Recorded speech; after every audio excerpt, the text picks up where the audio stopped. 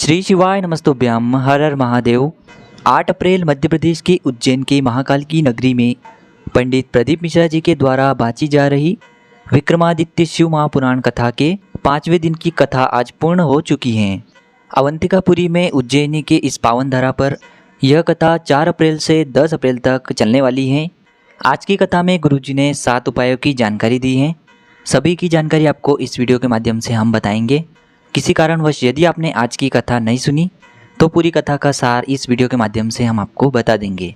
तो बढ़ते हैं आज की कथा की पहली जानकारी की ओर। आज की कथा में गुरुजी ने हमें बताया है कि हमें किन किन लोगों से दूर रहना चाहिए। सबसे पहले गुरुजी ने कहा है कि हमें 4 कदम चोर से दूर रहना चाहिए। चोर से दूरी बनाकर रखिए। आपने अगर कुछ भी नहीं किया फिर भी वह आपका नाम फंसाकर निकल जाएगा। दूसरा, उन लोगों से 14 कदम दूर रहना चाहिए जो गलत लत में पड़े हैं।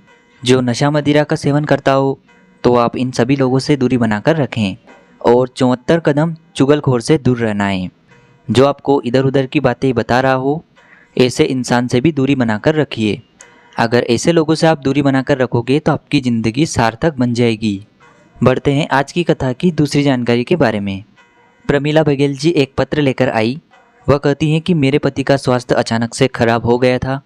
हॉस्पिटल में दिखाया तो पता चला कि उन्हें पीलिया हो गया है और 19 से 25% लीवर में चला गया है। इसके बाद हमने सुना कि अहमदाबाद में अच्छा इलाज होता है तो हम वहां लेकर के चले गए। इसके बाद डॉक्टर ने कहा कि लीवर पूरी तरह से ख़राब हो चुका है, ऑपरेशन करना पड़ेगा। इसके बाद हम उन्हें पुनः उज्जैन लेकर आ गए और मेरे बेटे ने बताया कि भोले बाबा को जल चढ़ाकर उस जल का आचमन कराओ, लाभ जरूर मिलेगा। इसके बाद मैंने पशुपतिनाथ व्रत किया। साथ ही में मंदिर में जाकर मैं जल चढ़ाती हूँ और उस जल का थोड़ा सा भाग मैंने उनको देना शुरू कर दिया। इसके बाद उन्हें हॉस्पिटल में भर्ती कराया तो डॉक्टर ने कहा कि केवल 5 दिन रखेंगे फिर डायलिसिस होगा। उसके बाद क्या क्रम होगा कुछ कह नहीं सकते। मैं भोलेनाथ के भरोसे थी तो मैं बेलपत्र की बीच वाली बत्ती में शहद लगा करके कुंदकेश्वर महादेव का स्मरण करते हुए चढ़ाती हूँ। डॉक्टर के मना करने के बावजूद भी मैं वह शहद उनको थोड़ा सा चटा देती। ऐसा करते हुए मुझे केवल 3 ही दिन हुए थे। इसके बाद उनकी जांच का क्रम चालू हुआ तो डॉक्टर ने मुझे बताया कि पीलिया 0% हो चुका है और उनका लीवर भी अब काम करने लगा है। दोस्तों बढ़ते हैं आज की तीसरी जानकारी की ओर। साधना, भक्ति और विश्वास अगर आपका प्रबल हो जाता है तो स्वयं भगवान आपके सामने गुरु के रूप में आ जाते हैं। सही गुरु सही वक्त वही होता है जो आपका वक्त बदल देता है। बढ़ते हैं आज की कथा की चौथी जानकारी की ओर। हेमा पवार जी आज की कथा में पत्र लेकर के आई। आज की कथा में हमें उज्जैन के कुंभ मेले के जैसा नज़ारा देखने को मिला। ऐसा नज़ारा देखकर मन इतना खुश है और ऐसा नज़ारा बार बार देखने को मन है।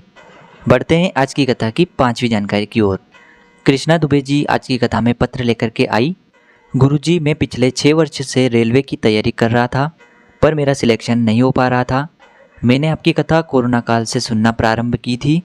आप कहते हैं कि कथा पंडाल में 3 महीने तक सुनने में ही आपकी मनोकामना पूरी होती है और मेरी नौकरी 3 महीने के अंदर ही लग गई है। पर माँ के साथ एक्सीडेंट होने के कारण मेरे पाँव में और मेरी छाती में चोट लग गई है और मेरा मेडिकल रुक गया। मेरी माँ ने मुझे पशुपतिनाथ व्रत करने को कहा और मैंने किया। साथ में 1 लोटा जल भी चढ़ाता हूँ। उम्मीद पूरी तरह से हार चुका था पर मेरी माँ का भरोसा मैंने देखा और मेरा भी भरोसा प्रबल होने लगा था और मैं उसी भरोसे एग्ज़ाम देने चला गया और मेरा फिजिकल निकल गया और मेरी नौकरी सफलतापूर्वक लग चुकी है। इसी कारण मैं इस कथा पंडाल में आज आया हूँ। बढ़ते हैं आज की कथा की 6ठी जानकारी की ओर। पिंकी तिवारी जी पत्र लेकर के आई। बेटे को बचपन से ही निमोनिया था, खांसी थी और इतनी बीमारियाँ थी कि दम भरने लगता था। मेरा बेटा किसी के साथ नहीं खेलता था। आपकी कथा रोजाना सुनती थी और आपके बताए अनुसार आंवला नौमी का क्रम किया, उसका उपाय किया और उसका कुछ भाग बेटे को खिलाया और मेरा बेटा अब अन्य बच्चों के साथ खेल भी सकता है और वह अब बीमार भी नहीं है। उसी का आभार व्यक्त करने के लिए मैं आज इस उज्जैन की पावन धरा पर पहुंची हूं। बढ़ते हैं आज की कथा की 7वीं जानकारी की ओर। गीता राठौर जी उज्जैन की कथा में पहुंची। डॉक्टर ने मुझे कहा कि आपके बच्चे नहीं होंगे। ऐसा मुझे डॉक्टर ने कहा। कई साल निकल गए थे। मेरे पति और मैं इंदौर, उज्जैन, बड़ौद कई जगहों पर इलाज करवा चुके थे पर डॉक्टर ने यही कहा कि तुम्हारे घर कभी भी संतान का आगमन नहीं होगा। आपकी कथा को हमने टीवी में सुना और हमने पशुपतिनाथ व्रत करना चालू कर दिया। विश्वास उतना नहीं था पर टीवी में देखा तो हमने भी सोचा कि करके देखें।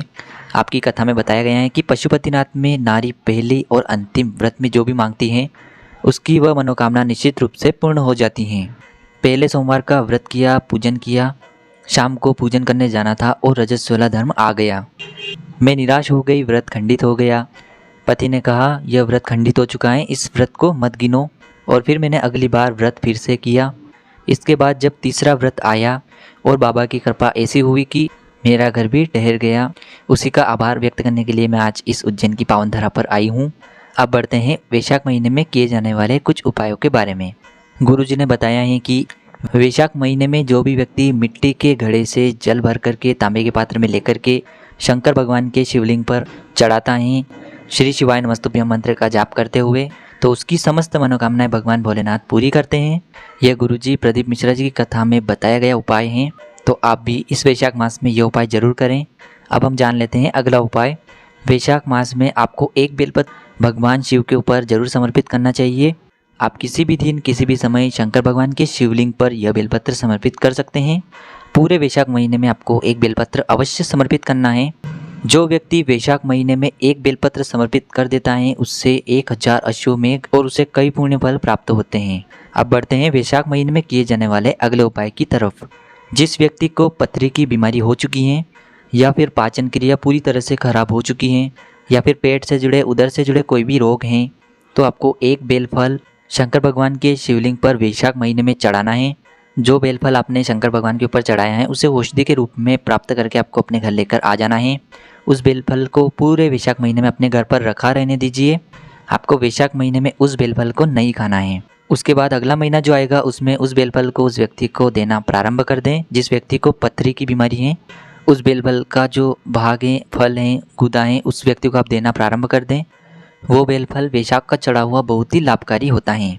तो यह थे गुरुजी की आज की कथा में बताए गए उपाय और कुछ पर्चे। दोस्तों, उपाय से जुड़ा कोई सवाल है तो आप हमें कमेंट में पूछ लें।